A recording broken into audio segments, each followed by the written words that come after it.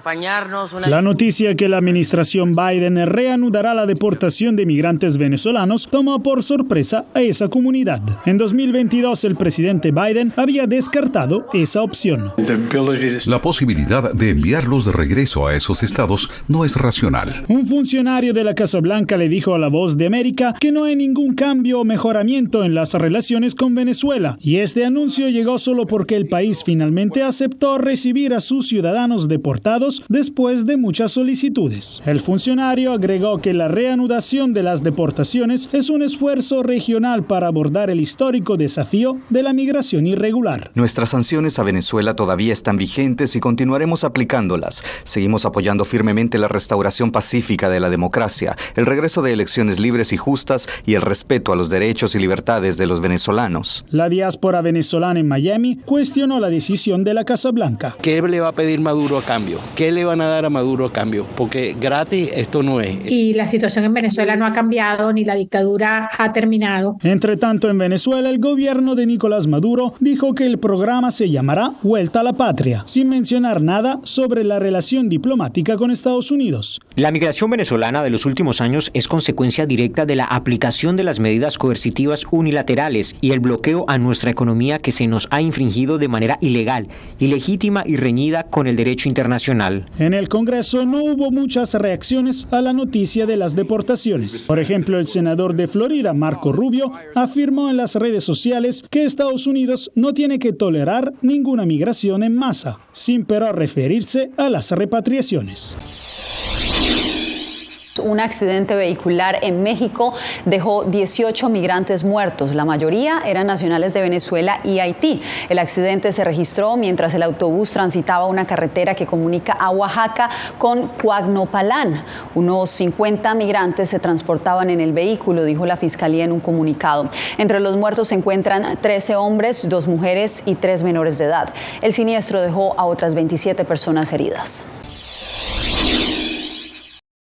Las comunidades vecinas del segmento del muro que será construido en el sur de Texas manifestaron su sorpresa por la decisión de la administración Biden de reactivar la obra. Básicamente una cachetada para las comunidades de aquí del Valle del Río Grande. Por tanto tiempo hemos estado abogando para que la administración Biden haga más para poder dar una bienvenida con dignidad a las personas que están tratando de llegar a buscar asilo. Nos pescó de sorpresa porque nosotros estábamos en la creencia, el presidente Biden había dicho que ni un pie más de muro. Tanto Biden como el secretario de Seguridad Nacional de Estados Unidos, Alejandro Mayorkas, aseguran que el muro no es la respuesta y que legalmente los fondos no se pueden desviar. El proyecto de construcción reportado fue apropiado, financiado durante la administración anterior en 2019, y la ley exige que el gobierno utilice estos fondos para este propósito. Las organizaciones que proveen atención a los migrantes dicen que es más importante el aspecto humano que las barreras físicas. Si nuestros líderes tomaran la responsabilidad de buscar soluciones para atender esto, eso sería mucho mejor de construir muros que posiblemente ni van a funcionar. Mayorkas insiste en que han pedido repetidamente al Congreso que rescinda este dinero para darle otro uso, pero que no lo han hecho y están obligados ahora a seguir la ley. Esta administración cree que una seguridad fronteriza eficaz requiere un enfoque más inteligente e integral, que incluya tecnología de vigilancia fronteriza de última generación y puertos de entrada modernizados. Ese muro se debía estar construyendo en Del Río, en Eagle Pass, en Tijuana, en El Paso, en otros lugares donde están pasando miles. Good morning. It is a pleasure to be here on the third edition. Horas después de culminado el tercer diálogo de alto nivel México-Estados Unidos, el presidente López Obrador lanzó una advertencia velada a los republicanos que han centrado sus ataques hacia el vecino país. Esas estrategias de publicidad, de querer agarrar a México de piñata, no les resulta. Y son 40 millones de mexicanos en Estados Unidos. Si un partido está duro y dale, diciendo mentiras, calumniando a México, pues ese partido no va a tener votos de los mexicanos. Recordó que las relaciones con el gobierno de Joe Biden mejoran cada día. Quedaron muy satisfechos y sorprendidos los funcionarios de Estados Unidos. Los retos que estamos enfrentando son bastante difíciles, como por ejemplo los flujos de migración. Y la migración emergió por primera vez como tema importante en los diálogos de alto nivel. Ayer se registraron 9.964 encuentros de personas migrantes en la frontera norte de México. En la frontera sur registramos 4.474. El Instituto Nacional de Migración en México, a través de su titular Francisco Garduño, ha descartado que los migrantes continúen usando en gran número el tren como medio de transporte para llegar a la frontera. Sin embargo, los vagones de Ferromex siguen saturados. Traemos nuestros operativos con Guardia Nacional, con Migración, con Policía Estatal, y Ferromex, que está también colaborando a fin de bajar a los migrantes que tripulan los vagones. Operativos importantes se han generado a través de toda la ruta del ferrocarril que atraviesa México, pero el flujo continúa. El único inconveniente que tuvimos fue con migración, el tren que se accidentó 2 veces, pero gracias a Dios ya estamos aquí. El gobierno mexicano ve difícil que el tráfico de migrantes disminuya por sus regiones fronterizas. Mientras Estados Unidos siga abriendo las puertas de su frontera y dejando pasar excepcionalmente a algunos grupos, familias, menores, gente vulnerable, pues es una llamada para que concurran a este espacio y línea migratoria.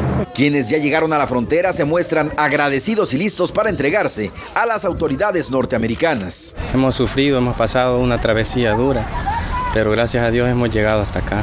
Autoridades mexicanas invitan a los migrantes a evitar viajar sobre el tren. Ponen en riesgo su integridad y su seguridad, como ha acontecido en muertes muy lamentables cuando se caen del ferrocarril.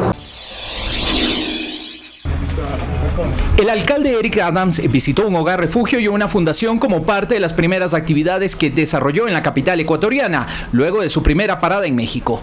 Cerca del mediodía de este viernes, Adams fue recibido por el canciller ecuatoriano Gustavo Manrique. Allí se refirió a la grave situación que enfrentan quienes deciden emprender una aventura hacia Estados Unidos. Estamos hablando de seres humanos. Son niños.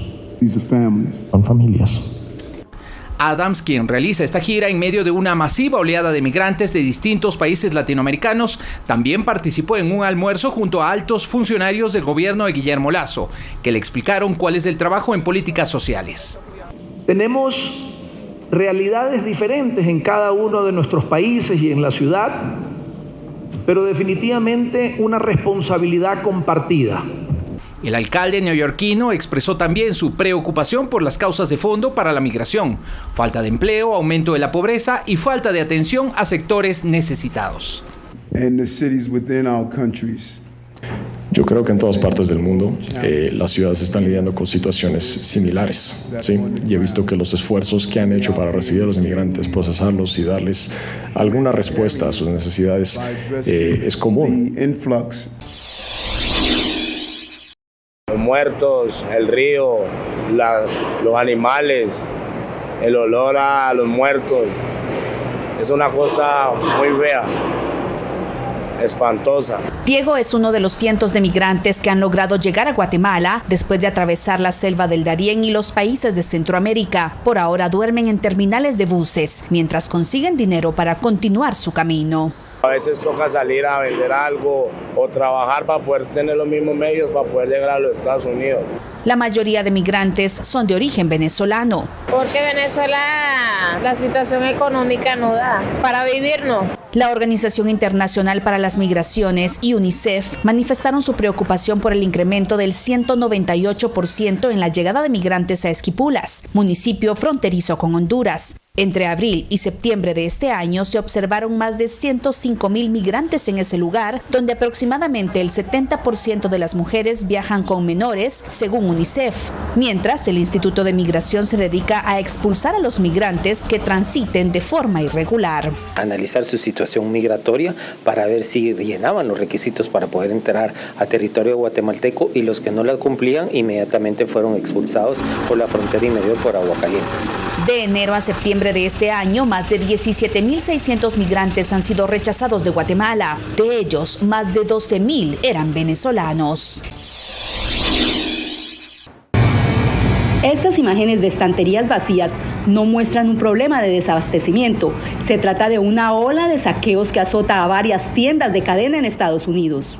Adultos e inclusive menores de edad entran en grupo a los establecimientos y se llevan los artículos que quieren y salen sin pagar en presencia de los guardias de seguridad. Una de las ciudades más afectadas por esta modalidad de robo es la ciudad de Washington. En enero de este año empezamos a experimentar un número de robos a tiendas aquí en el Distrito de Columbia. Esto incluye tiendas de CVS, Macy's, al norte de la ciudad. En Washington visitamos una de las tiendas más afectadas por los robos, una farmacia de CVS, y pudimos captar a un grupo de menores que no pagaron los productos que tomaron y tampoco hicieron el menor esfuerzo por disimular el delito. Los robos ocurren frente a los clientes, residentes del área, que expresan su impotencia y cuestionan el actuar de las autoridades. Lamentablemente, pues ya casi no se puede encontrar nada porque ya todo ha sido robado, básicamente. A todas las edades he visto en sus bolsoncitos echando ahí las cosas del CVS y lamentablemente pues no hay un control o no hay una penalidad. Esta inmigrante guatemalteca llegó a Estados Unidos hace 2 semanas y se estableció en Washington. Ella entró a la farmacia a buscar unas pastillas para el dolor de cabeza y lo que vio fue un grupo de jóvenes robando la tienda. Se sorprende uno porque uno viene con aquello de venir a trabajar y poder ganar, ¿verdad? Y se viene a encontrar uno con todo esto. Empleados de la tienda dijeron fuera de cámara que tienen la directriz de no arriesgar sus vidas confrontando a los saqueadores, ni de abastecer las estanterías hasta que lleguen unas nuevas en las que pondrán los productos bajo llave. Nunca me permitieron una versión libre, simplemente me llamaron a indagatoria. ¿Qué sigue? Pues enfrentar esto. Y me preocupa mucho porque yo mantengo un diálogo sincero sobre los problemas colombianos con mis compatriotas. Defiendo estas tesis y hoy me crean otro obstáculo adicional para seguir en esta tarea democrática. Atentas a esta decisión, pero por supuesto esperamos que este anuncio anticipado que ha hecho el expresidente Álvaro Uribe Vélez no sea un mecanismo de presión a la justicia, que ésta pueda actuar con independencia y brindando, por supuesto, todas las garantías a lo largo de este proceso. Y nos quedamos aquí en Estados Unidos porque el expresidente Donald Trump habría compartido información clasificada sobre submarinos nucleares con un empresario australiano. Así lo reportan medios estadounidenses como ABC News. Se trata del millonario Anthony Pratt, que dirige una de las empresas de embalaje más grandes del mundo. El informe ha generado controversia, pues según varios medios, Pratt luego compartió detalles delicados sobre los submarinos estadounidenses con decenas de personas más, entre ellas más de una docena de funcionarios extranjeros, varios de sus propios empleados y también con periodistas. Diferentes sectores de la sociedad nicaragüense han rechazado la decisión del Consejo Supremo Electoral de ilegalizar al partido político Yatama, tan solo 5 días después de la detención de su líder, el diputado Brooklyn Rivera. Pienso que es un gran retroceso en primer lugar para los pueblos indígenas y afrodescendientes. Arremeten contra un partido regional, un partido indígena, un partido que tiene una historia política importante. En su cuenta de X, el subsecretario de Asuntos del Hemisferio Occidental del Departamento de Estado, Brian Nichols, rechazó la decisión del Poder Electoral, señalado de estar controlado por el presidente Daniel Ortega y su esposa, la vicepresidenta Rosario Murillo. Ortega Murillo ilegalizó el partido político Yatama para seguir silenciando las voces disidentes. Los miembros de las comunidades indígenas de Nicaragua tienen derecho a todas las libertades fundamentales consagradas en la Declaración Universal de Derechos. El politólogo José Antonio Peraza explica que con la ilegalización de Yatama y todos los partidos políticos de oposición se ha violentado la Constitución política. Y sin ese respeto a las libertades, a la Constitución y a lo que dicen las leyes, va a ser imposible defender el derecho de los pueblos indígenas, de los afrodescendientes y de todos los nicaragüenses. La ilegalización del partido Yatama se da previo a las elecciones regionales que se celebrarán en noviembre de 2024. La activista iraní encarcelada Narges Mohammadi ganó este viernes el Premio Nobel de Paz en reconocimiento a su incansable campaña a favor de los derechos de las mujeres y la democracia y contra la pena de muerte. Mohammadi, de 51 años, ha mantenido su activismo a pesar de numerosos arrestos por parte de las autoridades iraníes. Ella ha sido una figura destacada de las protestas encabezadas por mujeres que se originaron por la muerte el año pasado de una mujer de 22 años bajo custodia policial. El gobierno teocrático de Teherán acusó hoy al comité de politizar los asuntos de derechos humanos y de actuar de manera injerencista. Messi ha sido galardonado y homenajeado por muchos, pero esta vez el Cirque du Soleil lo tiene en el centro de su nuevo espectáculo. Acróbatas vestidos con colores brillantes recrean las jugadas de fútbol inspiradas en Messi. Protagonizan también el show llamado Messi 10, que se inauguró la noche de este jueves en Buenos Aires. Un espectáculo en el que también estuvo involucrado el astro del fútbol, quien hizo varias recomendaciones, como la importancia de retratar también a su familia en su historia de vida, algo muy propio de nuestro campeón mundial. Con esta historia llegamos al final de esta emisión. Les informó Yasmín López.